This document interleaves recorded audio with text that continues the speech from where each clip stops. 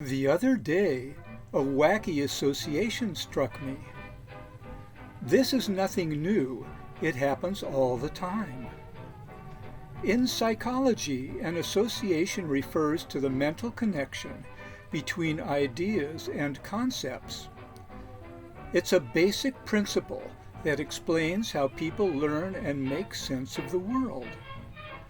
My off-the-wall association was how arsenic and media work in the same way. Let me explain. Arsenic, abbreviated as As on the periodic scale of elements, has a long and infamous history as a poison. In the Victorian era of the 19th century, doing away with somebody who was an obstacle to your inheritance or to your married lover, drop by drop reached fad proportions. The 33rd element has been known and used since the time of the ancient civilizations of Egypt, Greece, and Rome. It was generally used for medical purposes and also in cosmetics, but its toxic effects also came in handy for political means to ends and tidying up personal conflicts. During the Middle Ages in Europe, arsenic was a preferred means of assassination because it was so easy to employ. A drop a day in a cup of tea, or a little squirt of the tasteless, odorless element in some grub always did the trick. In 17th century Italy, a concoction of aqua tofana was marketed to women seeking to get out from abusive marriages. It liberated many tortured victims. What made the use of arsenic so appealing is that it was widely available and impossible to trace in the defunct. Therefore, a clever practitioner was assured of getting away scot-free. Arsenic could either be administered in one large bolus dose for a quick kill, or, as was frequently the case, murderers would give a drop a day over an extended period of time.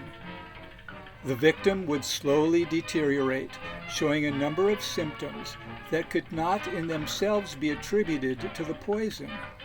Finally, a perfectly natural death would occur.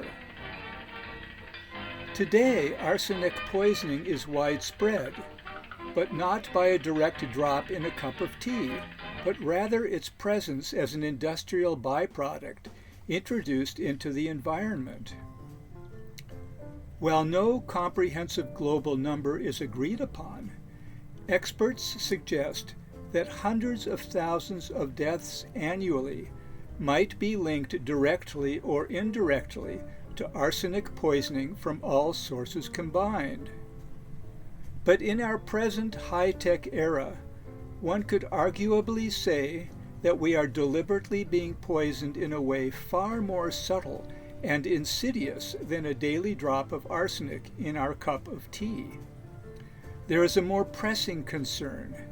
I'm talking about mass media, especially social media. In no uncertain terms, I believe it is killing us all for a number of physiological and psychological reasons. Yesterday it was arsenic.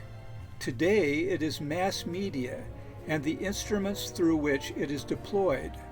Whether by happenstance or design, we're being done in. For instance, our ubiquitous smartphones emit non-iodizing radiation.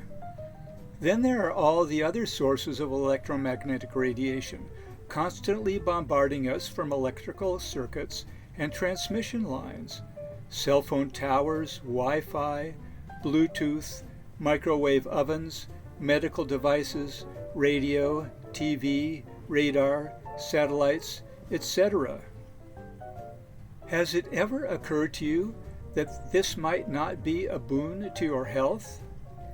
There are, of course, natural sources of electromagnetic radiation, such as sunlight and cosmic rays, but living organisms have generally adapted well and thrived on this background radiation.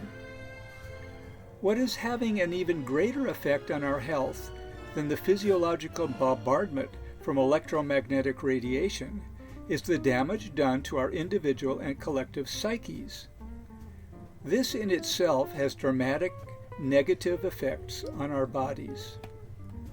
We are kept in a state of low-level stress, and we are constantly confronted with situations that provoke cognitive dissonance, despair, and a depression. It is the rare wise person who has the force of character to say no to social media and the so-called news. It's an even rarer person who escapes the toxic built world that we have created, not by design, but rather by simply going about our, I would argue, pointless business. One day the well will run dry, not by design, but through unintended consequences.